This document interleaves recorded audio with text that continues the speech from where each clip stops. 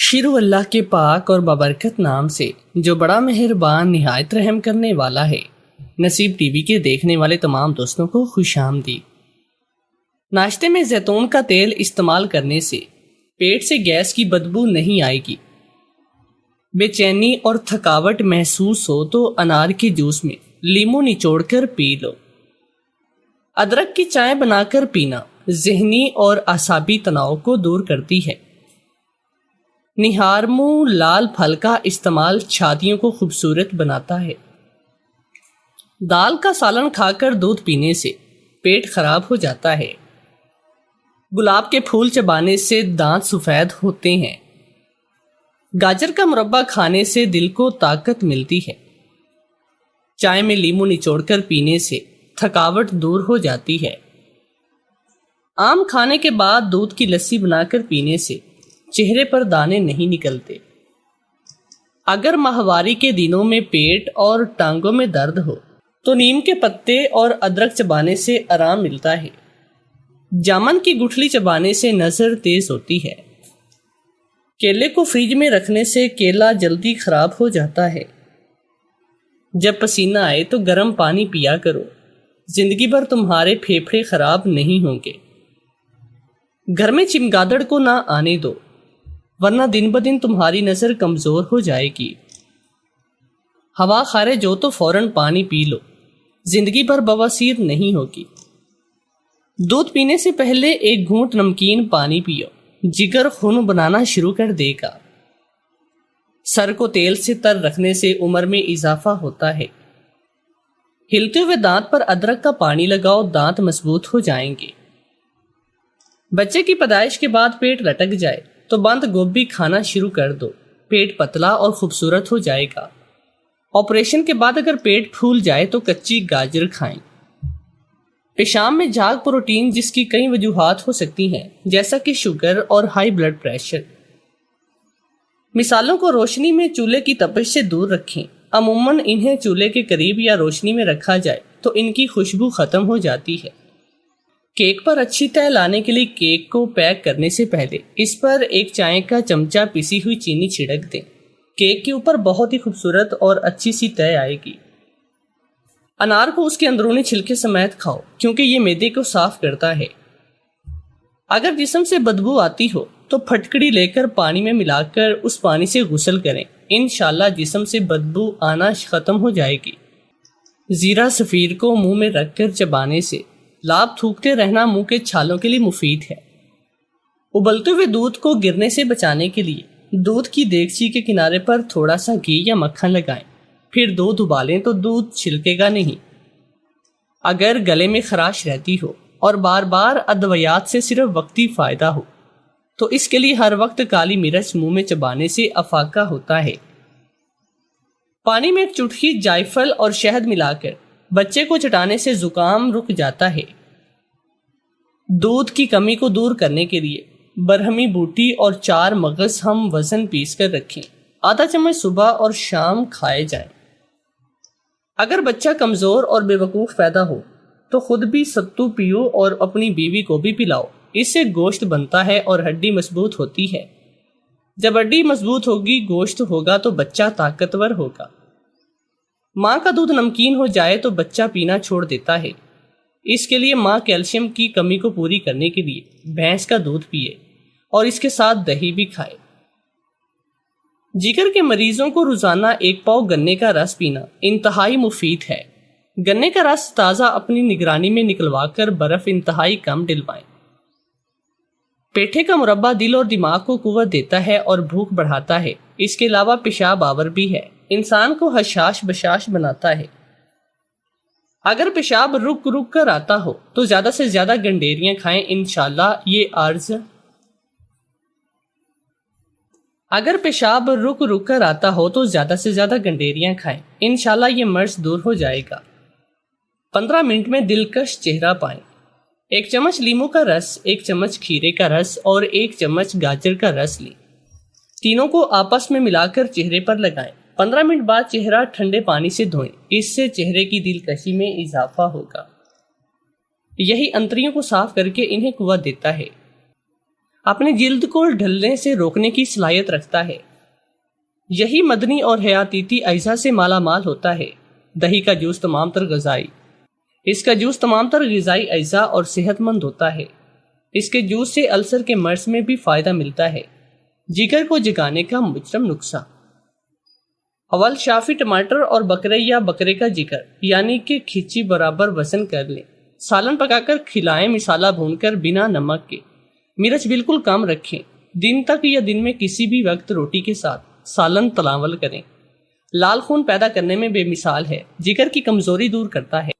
اللہ پاک نے بکرے کے ہر جوڑ میں طاقت رکھی ہے، مثلاً اگر انسانی دل کمزور ہے آپ دل پکا کر کھائیں، اس کے بعد پھیپھڑوں سے انسانی پھیپھڑے مضبوط ہوں گے۔ تو آئیے چلتے ہیں اب آج کی سبق آموز کہانی کی جانب۔ دادا ابو ملنے آتے تو میرے کمرے میں ہر چیز کو بڑے غور سے دیکھتے، پھر امی کو کہتے تیری بیٹی جوان ہو گئی ہے، اس پر نظر رکھا کرو۔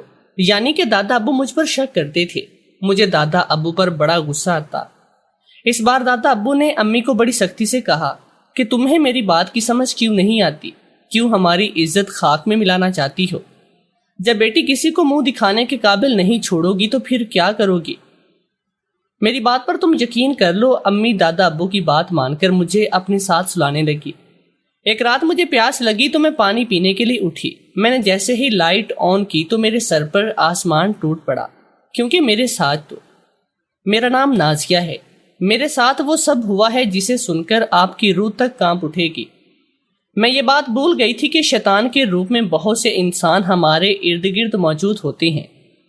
میری اماں بہت اچھی خاتون تھی، ہم 5 بہنیں تھی، میں سب سے چھوٹی تھی۔ ہمارے گھر کا ماحول بہت عجیب سا تھا، محلے کے لوگ بھی باتیں کیا کرتے، اور جب سے میں نے ہوش سنبھالا تھا اماں نے تیسری دفعہ محلہ بدلا تھا۔ اماں مجھے کہیں آنے جانے نہیں دیتی۔ اماں کہتی تھی کہ تم گھر سے باہر جاؤ گی تو تمہیں نظر لگ جائے گی، کیونکہ تم میری سب سے خوبصورت بیٹی ہو۔ لیکن میں تنگ آ چکی تھی، مجھے گھر قید خانہ لگتا تھا جہاں سے میں باہر کی دنیا دیکھ سکتی تھی، اور وجہ بھی یہی تھی کہ تمہیں نظر لگ جائے گی۔ گھر میں ایک بات کے علاوہ وہ ہر قسم کی کھلی آزادی تھی، جس کا دل جیسے چاہتا زندگی گزارتا۔ وہ بات یہ تھی کہ کوئی بھی اپنی مرضی سے شادی نہیں کر سکتا، وہ فیصلہ امی کرتی تھی۔ اور میں نے جب سے ہوش سنبھالا تھا یہی بات دیکھی تھی کہ جیسے ہی میری بہنوں کی عمر 18 یا 20 سال ہوتی، اماں فوراً ان کی شادی کرتی۔ شادی کے بعد میں نے اپنی بہنوں کو کبھی گھر آ کر ملتے نہیں دیکھا، نہ جانے وہ کیسی ہوں گی، خوش بھی ہوں گی یا اپنی زندگی میں نہیں۔ ایک دن میں نے اماں سے کہا کہ ہم ان سے ملنے چلتے ہیں، اتنا عرصہ ہو گیا ہے ہم نے ان سے ملے بھی نہیں۔ جب سے بہنوں کی شادی کی ہے وہ ایک بار بھی ملنے کے لیے نہیں آئی۔ اماں نے کہا کہ ان کی شادی میں نے بہت ہی امیر گھروں میں کی، وہ تو عیش کرتی ہیں اور ملنے اس لیے نہیں آتی کیونکہ وہ پاکستان سے باہر ہیں۔ جب پاکستان لوٹیں گی تو پھر تم مل لینا اپنی دونوں بہنوں سے بھی۔ اور اماں کی بات سن کر میں چپ ہو جاتی کہ چلو خوش تو ہے، میرے لیے اتنا جاننا ہی کافی ہے، پر دکھ بھی ہوتا کہ میری بہنیں بیرون ملک چلی گئی اور ایک بار بھی ملنے کے لیے نہیں آئی۔ میرے دادا ابو دوسرے شہر میں رہتے تھے، لیکن کچھ ماہ کے بعد وہ ہمارے پاس ضرور آتے۔ دادا کے آتے ہی اماں انہیں کمرے میں لے جاتی، اور مجھے اس بات کی کبھی سمجھ نہیں آتی کہ ایسی کون سی راز کی باتیں ہیں جو وہ ہمارے سامنے نہیں کر سکتے۔ ایک دن جب دادا ابو آئے تھے اور میں دروازے کے ساتھ لگ کر ان کی باتیں سننے لگی تو بامشکل اتنی ہی بات سمجھ آئی۔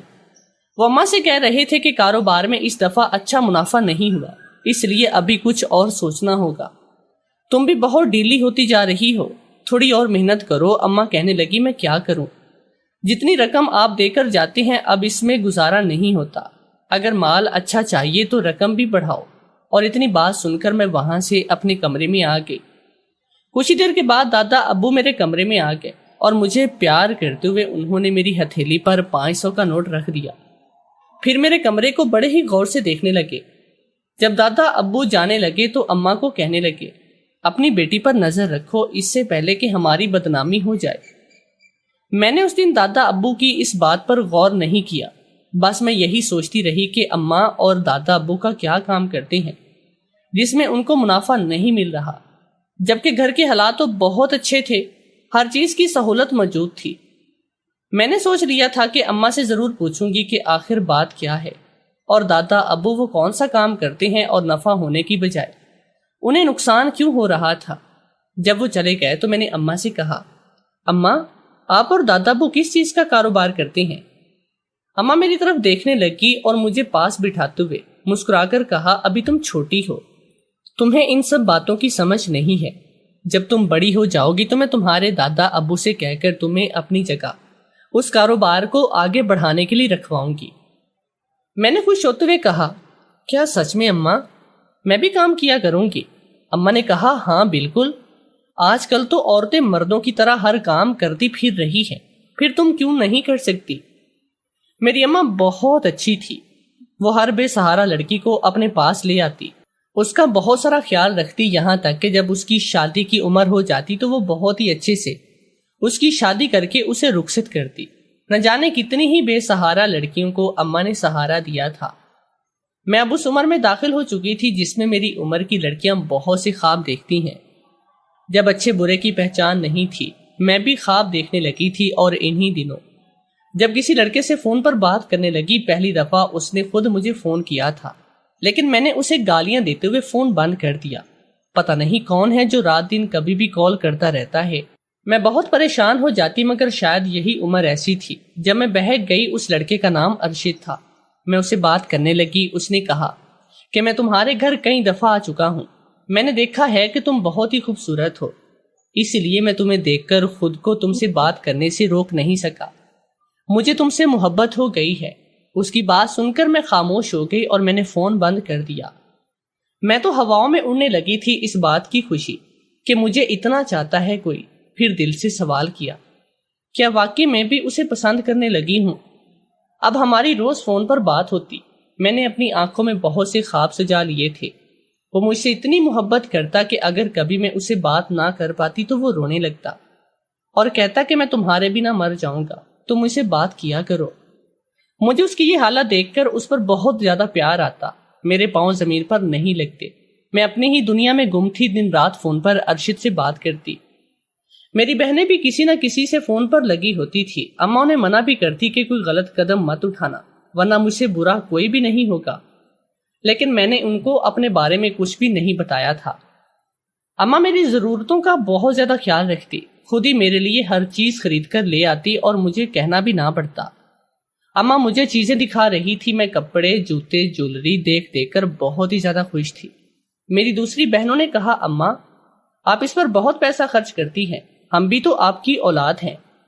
اماں نے میرے بالوں میں ہاتھ پھیرتے ہوئے کہا، یہ تم سب سے زیادہ خوبصورت ہے اور چھوٹی بھی، اسی وجہ سے یہ میری لاڈلی بیٹی ہے، تم اس کی بڑی بہنیں ہو، اس لیے جلا مت کرو۔ تم کیا جانو کہ میری یہ بیٹی کتنے نصیبوں والی ہے، کیا پتا کہ اس کی قسمت سے یہ سب کچھ مل رہا ہو۔ میری بہن نے کہا، بس کر دے اماں، مجھے تو لگتا ہے یہی آپ کی سگی اولاد ہے، ہم تو آپ کی کچھ لگتی ہی نہیں۔ اماں کو اس کی بات سن کر غصہ آ گیا۔ اماں نے کہا، بس بہت ہوا، بہت سن لی تمہاری بکواس، ایک بہن ہو کر اپنی سگی بہن سے جلنے لگی ہو، یہ شرم کا مقام ہے تمہارے لیے، دفع ہو جاؤ اپنے کمرے میں اور مجھے اپنی شکل مت دکھانا۔ انہی دنوں دادا ابو پھر سے ہمارے ہاں چند دن رہنے کے لیے آ گئے، لیکن اس دفعہ وہ اماں سے جھگڑنے لگے کہ مجھے پیسوں کی ضرورت ہے، مجھے ابھی پیسے دو، اور جب تک دادا ابو کو اماں نے پیسے لا کر نہ دیے وہ واپس نہیں گئے۔ پیسے ملتے ہی وہ واپس جانے لگے۔ ان کی نظر مجھ پر پڑی، مگر اس بار انہوں نے اماں سے کچھ نہ کہا، اور میں نے دیکھا تھا کہ جس علاقے میں ہم رہتے تھے وہاں کا ایک لڑکا آتے جاتے مجھے دیکھتا اور مسکراتا ہے۔ میں چھت پر سے اس کی طرف غصے سے دیکھتی اور اپنے کمرے میں آ جاتی۔ ایسا کئی دفعہ ہو چکا تھا۔ اس کی اس حرکت سے میں تنگ آ چکی تھی، میں بہت ہی غصے میں تھی۔ میں نے یہ بات ارشد کو بتائی جسے میں فون پر بات کرتی تھی۔ اس نے کہا کہ تم پریشان نہ ہوا کرو، اسے اگنور کر دو۔ میں نے کہا کہ تم اسے روکو گے یا نہیں؟ اس نے کہا کہ ایسے لوگ تو ہمیں ہر گلی کے کونے پر ملیں گے، تو کیا میں سب کو مار ڈالوں گا؟ ارشد کی بات سن کر مجھے بہت ہی زیادہ حیرت ہوئی۔ میں نے کہا، کیا تم یہ کہہ رہی ہو؟ میں تم سے محبت کرتی ہوں اور کوئی میری طرف دیکھے، یہ بات تم کیسے برداشت کر سکتی ہو؟ ارشد نے بیزار ہوتے ہوئے کہا، اب بس بھی کرو، کیا ایک تم ہی دنیا میں خوبصورت ہو؟ تمہارے پاس اس کے علاوہ کوئی اور بات ہے یا نہیں کرنے کے لیے جو ایک ہی بات کو لے کر بیٹھ گئی ہو؟ میں نے کہا، ٹھیک ہے، اب تم مجھ سے بیزار ہونے لگے ہو، لگتا ہے تمہارا دل بھر گیا ہے مجھ سے، اب میں تم سے کبھی بات نہیں کروں گی۔ اور اسی وقت میں نے فون بند کیا، یہ سوچتے ہوئے کہ وہ ابھی مجھے دوبارہ کال کرے گا، کیونکہ وہ مجھ سے ناراض ہوتے ہوئے نہیں دیکھ سکتا۔ لیکن یہ سب میری خوش فہمی تھی۔ ارشد نے اس دن کے بعد مجھے کال نہ کی۔ میں ہر وقت اداس رہتی، کسی کام میں دل نہیں لگ رہا تھا۔ بار بار میں فون کو دیکھتی کہ اس کا کوئی میسج یا کال آئی ہو۔ پھر جب مجھ سے رہا نہ گیا تو میں نے خود ہی ارشد کو کال کی۔ وہ میری کال اٹینڈ نہیں کر رہا تھا۔ میں اسے میسج کرتی رہی کہ ایک دفعہ مجھ سے بات کرو، میری کال اٹینڈ کر لو، آج کے بعد تو میں کچھ نہیں کہوں گی۔ لیکن اس نے اپنا فون بند کر دیا۔ اب میں جب بھی کال کرتی تو نمبر بند جاتا۔ میں نے غصے میں آ کر موبائل دیوار پر دے مارا اور رونے لگی کہ وہ ایسا کیسے کر سکتا ہے۔ وہ تو مجھ سے محبت کرتا تھا، وہ تو کہتا تھا کہ تمہارے بنا مر جاؤں گا، لیکن کوئی کسی کے لیے نہیں مرتا، یہ سب باتیں تھی۔ اماں مجھے دیکھ کر کہتی کہ تم نے اپنا کیا حال بنا رکھا ہے، کیا ہوا ہے؟ میں نے کہا کچھ نہیں، بس ایسے ہی دل اداس ہے۔ میں نے کہا اماں کیا میں باہر جا سکتی ہوں؟ گھر میں بیٹھ بیٹھ کر میں بیزار ہو چکی ہوں، باہر نکلوں گی تو ذہن تھوڑا فریش ہو جائے گا۔ مجھے لگا کہ اماں پہلے کی طرح اس دفعہ بھی مجھے انکار کریں گی، مگر اماں کچھ دیر سوچ کر بولی ہاں چلی جاؤ، لیکن خیال رکھنا حالات اچھے نہیں۔ آج اتنے عرصے کے بعد میں گھر سے نکلی تھی، ارشد کی بے وفائی کے دکھ میں خود کو بلا بیٹھی تھی۔ جب بازار کی طرف نکلی تو وہاں ایک طرف بہت ہی زیادہ بھیڑ بھی تھی، ایک طرف ایک بوڑھی عورت طوطا لے کر بیٹھی تھی۔ وہ طوطے سے کہہ کر ایک کارڈ اٹھاتی اور پھر اس پر لکھی ہوئی عبارت اس کو بتاتی جو فال نکلواتا تھا۔ اس کے پاس بہت سے لوگ جمع تھے۔ میں انہیں دیکھتی ہوئی آگے بڑھ گئی۔ مجھے ان سب چیزوں پر اعتبار نہیں تھا۔ بھلا یہ راہ چلتے لوگ کیا جانے کہ دوسروں کی قسمت میں کیا لکھا ہے۔ اگر ایسا ہو تو وہ سب سے پہلے اپنی قسمت دیکھ کر خود اسے ٹھیک نہ کر لیں۔ میں آگے بڑھ گئی جب کسی نے اچانک مجھے ہاتھ سے پکڑ کر ایک طرف کھینچ لیا۔ میں بہت ہی زیادہ گھبرا گئی۔ میں نے کہا کون ہو تم؟ اس نے رومال سے اپنا چہرہ چھپایا ہوا تھا۔ اس نے کہا تمہارا خیر خواہ ہوں، میرے پاس زیادہ وقت نہیں ہے۔ اس سے پہلے کہ کوئی مجھے دیکھ لے میں تم سے یہ کہنے آیا ہوں کہ اپنے آس پاس کے لوگوں پر نظر رکھو۔ جو تمہیں نظر آ رہا ہے ویسا بالکل بھی کچھ نہیں۔ میں نے کہا تم یہ کیا کہہ رہے ہو؟ وہ کسی کو آتا دیکھ کر کہنے لگا دیکھا میں جانتا تھا یہ یہاں بھی پہنچ گیا ہے، اور وہ اسی وقت وہاں سے چلا گیا۔ میں دوسری طرف دیکھنے لگی جب میری نظر ارشد پر پڑی۔ میں اس کی طرف چلی گئی۔ مجھے سامنے دیکھ کر اسے تعجب نہیں ہوا تھا۔ میں نے کہا تم کہاں تھے؟ نہ میری کال اٹینڈ کرتے ہو نہ مجھ سے بات کرتے ہو۔ اس نے مسکراتے ہوئے کہا کیا میں تمہارا غلام ہوں جو میں تمہاری مرضی سے سانس لوں؟ میں نے کہا جس ارشد کو میں جانتی ہوں وہ تو ایسا بالکل بھی نہیں تھا۔ اس نے کہا کہ وہ ارشد سمجھو مر گیا ہے۔ اس نے ہاتھ جوڑتے ہوئے کہا کہ اب میرا پیچھا چھوڑ دو، میرا تم سے کوئی تعلق نہیں۔ تبھی ایک لڑکی ارشد کے پاس آ کر بولی تم یہاں پر کیا کر رہی ہو؟ میں کب سے دکان پر تمہارا انتظار کر رہی ہوں۔ میں نے اس لڑکی سے پوچھا کہ تم کون ہو اور ارشد کے ساتھ کیا کر رہی ہو؟ اس نے کہا یہ سوال تو مجھے تم سے پوچھنا چاہیے کہ تم میرے منگیتر کے پاس کیوں کھڑی ہو؟ میں اس کی بات پر کوئی جواب نہ دے سکی۔ اس کے بعد وہ چلے گئے، لیکن میں کتنی دیر وہاں سے ہل بھی نہ سکی تھی۔ انسان جس سے سب سے زیادہ محبت کرتا ہے اس کو اسی کے ہاتھوں میں سب سے زیادہ دکھ ملتا ہے، اور یہ بات میں نے آج جان لی تھی۔ میں واپس گھر آ گئی۔ میری بہن نے کہا تم تو بازار گئی تھی اور خالی ہاتھ آ گئی، کچھ خریدا بھی نہیں۔ میں اپنی سوچ میں گم تھی۔ اس نے مجھے بازو سے پکڑ کر ہلایا اور کہا نازیہ کن سوچوں میں گم ہو؟ میں نے کہا کچھ نہیں ہوا، بس تھک گئی ہوں۔ میں ابھی کوئی بات کرنا چاہتی تھی، کچھ دیر کے لیے تنہا رہنا چاہتی ہوں۔ اس نے کہا ٹھیک ہے تم اپنے کمرے میں چلی جاؤ۔ آج مجھے خود پر بہت ہی افسوس ہو رہا تھا کہ میں کیسے اس دھوکے باز انسان کی باتوں میں آئی۔ میں تو اس کے لیے فقط وقت گزاری تھی۔ وہ مجھ سے بات کر کے ٹائم پاس کر رہا تھا اور میں اس کو سچ سمجھ بیٹھی تھی۔ یہ جان ہی نہ سکی کہ ایک چہرے پر کتنے نقاب چڑھے ہوتے ہیں، ان کے پیچھے چھپی ان کی اصلیت دیکھ بھی نہ سکی۔ آج مجھے ایسے سہارے کی ضرورت تھی جس کو دل کا حال سنانے کے لیے لفظوں کی ضرورت نہ پڑے۔ وہ بن کہے مجھے سمجھ جائے۔ میری 2 اور بہنوں کی شادی ہو چکی تھی، اب میری باری آنے والی تھی۔ میں نے اماں سے کہا کہ میں شادی نہیں کروں گی۔ اماں مسکرانے لگی اور بولی تم تو میری سب سے خوش قسمت بیٹی ہو، تمہارے نصیب سے ہمارے بھی دن بدلنے والے ہیں۔ مجھے اماں کی یہ بات سمجھ نہیں آتی تھی۔ کچھ دنوں کے بعد دادا ابو پھر سے گھر آ گئے۔ اس بار دادا ابو نے مجھے بڑے ہی عجیب نظروں سے دیکھا اور اماں کو بڑے غصے سے کہا کہ تجھے میری بات سمجھ کیوں نہیں آتی؟ تیری بیٹی جوان ہو گئی ہے، اسے اپنے ساتھ سلایا کر۔ مجھے اپنے دادا پر بہت ہی غصہ آتا۔ ان کو میرے جوان ہونے سے کیا مسئلہ تھا جو وہ اس طرح کی باتیں کر رہے تھے؟ لیکن اب اماں مجھے اپنے ساتھ سلانے لگی۔ جب آدھی رات کو اماں پانی پینے کچن میں گئی اور میں اماں کی جگہ لیٹ گئی تو کوئی آدمی مجھے اماں سمجھ کر کہنے لگا بڑے صاحب نے پیغام بھیجا ہے کہ وہ اب انتظار نہیں کر سکتے، انہوں نے کہا ہے کہ وہ جلد سے جلد اپنی امانت لینے کے لیے آ رہی ہیں، بس تیاری شروع کر دو۔ تبھی اماں واپس کمرے میں آ گئی اور وہ آدمی چلا گیا، لیکن اماں اسے دیکھ نہیں سکتی تھی۔ پھر اچانک باہر سے شور کی آواز آئی۔ دادا ابو چلا رہے تھے کہ گھر میں چور گھس آیا ہے۔ میں وہیں کمرے میں لیٹی اس آدمی کی بات کو سوچ رہی تھی کہ وہ کس امانت کی بات کر رہا تھا۔ اماں کے پاس ایسی کون سی چیز ہے؟ ایک دن اماں گھر پر نہیں تھی، تبھی وہ نقاب والا لڑکا گھر کی دیوار کود کر اندر آیا۔ میں نے کہا تم یہاں بھی آ گئے؟ اس نے کہا کہ میں تم سے محبت کرتا ہوں۔ اس نے نقاب اتارا اور وہ وہی لڑکا تھا جو اس دن گلی میں مجھے دیکھ کر مسکرا رہا تھا۔ میں نے کہا تمہاری اتنی ہمت کہ تم یہاں آ گئے؟ اس نے کہا کہ میں جانتا ہوں تم مجھے پسند نہیں کرتی، لیکن میں تمہیں اس چنگل سے بچانا چاہتا ہوں۔ میں نے کہا کہ تم ہوش میں تو ہو، جانتے بھی ہو کہ تم کیا کہہ رہی ہو۔ اس نے ایک کاغذ مجھے دیا اور چلا گیا۔ پہلے میں نے وہ کاغذ پھینک دیا، لیکن پھر کچھ سوچتے ہوئے اسے اٹھا کر پڑھنے لگی۔ اس میں لکھا تھا یہ لوگ تمہیں بیچ دیں گے، تم یہاں سے بھاگ جاؤ۔ میں نے وہ کاغذ پھاڑ دیا۔ میں نے سوچا یہ لڑکا جھوٹ بول رہا ہے، مجھے ورغلانے کے لیے ایسی گھٹیا باتیں کر رہا ہے، بھلا میری ماں ایسا کیوں کرے گی؟ میں نے اس کی بات پر اعتبار نہیں کیا تھا۔ ایک دن اماں بہت ہی زیادہ خوش تھی۔ کمرے میں بیڈ پر بہت سے نئے کپڑے اور جیولری پڑی تھی۔ میں نے کہا اماں یہ سب کیا ہے؟ اماں نے میرا ماتھا چوما اور کہنے لگی یہ سب تمہارے لیے ہے، پرسوں تمہاری شادی ہے۔ میں حیران ہو کر اماں کی طرف دیکھنے لگی۔ میں نے کہا اماں یہ آپ کیا کہہ رہی ہیں؟ اتنی جلدی میری شادی طے کر دی اور مجھے اب بتا رہی ہیں؟ اماں نے کہا جہاں تمہارا رشتہ طے کیا ہے وہ بہت ہی اچھا آدمی ہے، ساری زندگی تم عیش کرو گی اور اپنی ماں کو دعائیں دو گی۔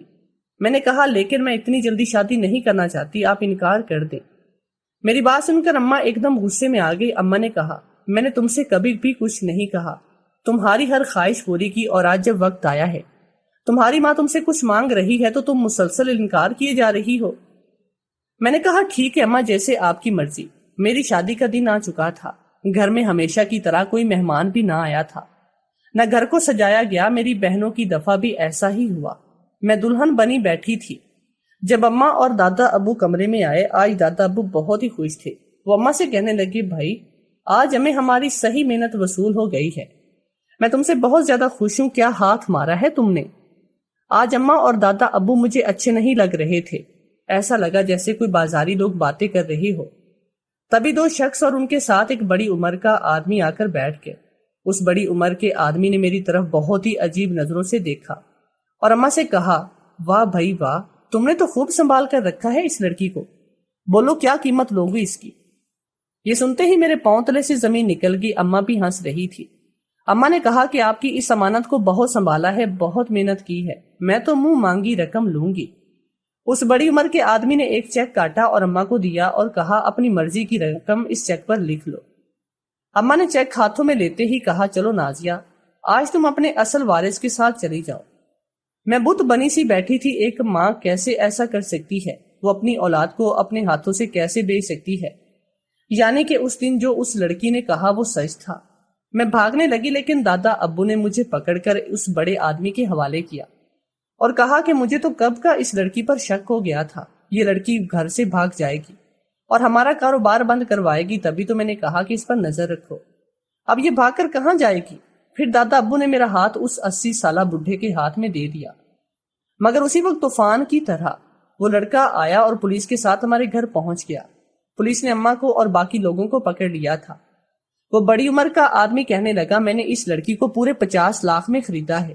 پولیس انسپیکٹر نے کہا تمہارے جیسے گھٹیا لوگوں کی جگہ اب جیل میں ہے۔ پولیس نے اماں سے پوچھا کہ یہ لڑکیاں بیچنے کا کام تم کب سے کر رہی ہو؟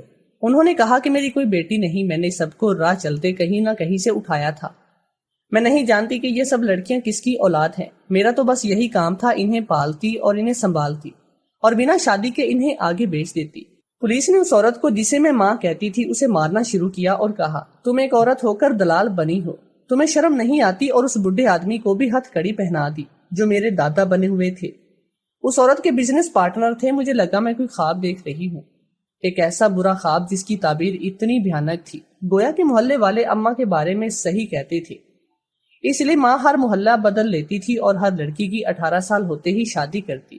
پولیس ان لڑکیوں کو بھی لے گئے جن کو میری ماں نے کہا تھا کہ یہ لاوارث ہیں۔ ساری بات میری سمجھ میں آ چکی تھی۔ پر میں اس لڑکے کی احسان مند تھی جس نے مجھے اور بہت سی لڑکیوں کو ان گھٹیا لوگوں کے چنگل سے بچایا تھا۔ وقت گزر جاتا ہے اور منافق چہرے واضح ہو جاتی ہیں۔ اس لڑکے کا نام راہیل تھا۔ وہ مجھے بہت ہی پسند کرتا تھا۔ میں نے اسے شادی کر لی۔ ہم نے وہ شہر چھوڑ دیا اور ایک نئی جگہ آ کر بس گیا۔ راہیل بہت ہی اچھا انسان ہے۔ اس نے میرا بہت ساتھ دیا ہے۔ میرے ماں باپ کون تھے کسی کو بھی نہیں پتا۔ جس کو ماں سمجھا اس نے بھی کچھ نہیں بتایا۔ وقت گزر رہا ہے اور بیتے دنوں کی بری یادیں ابھی بھی میرے ذہن سے باہر نہیں نکلی۔ لالچ میں انسان اتنا اندھا ہو جاتا ہے کہ وہ اپنے انجام کو ہی بھول بیٹھتا ہے۔ جنہوں نے ہمارے ساتھ برا کرنا چاہا ان کو ان کی کیے کی سزا مل چکی ہے، لیکن میں اپنے ماں باپ جن کی میں اولاد تھی ان کا کچھ بھی پتہ نہیں چلا سکی تھی۔ اور راہیل ایک کامیاب زندگی گزار رہا ہے، مگر آج اتنے عرصہ گزر جانے کے بعد میرے ماں باپ کی تلاش جاری ہے۔ دعا کریں کہ میرے ماں باپ مجھے بہت ہی جلدی مل جائیں اور پھر سے ہم سب لوگ ایک ہو جائیں۔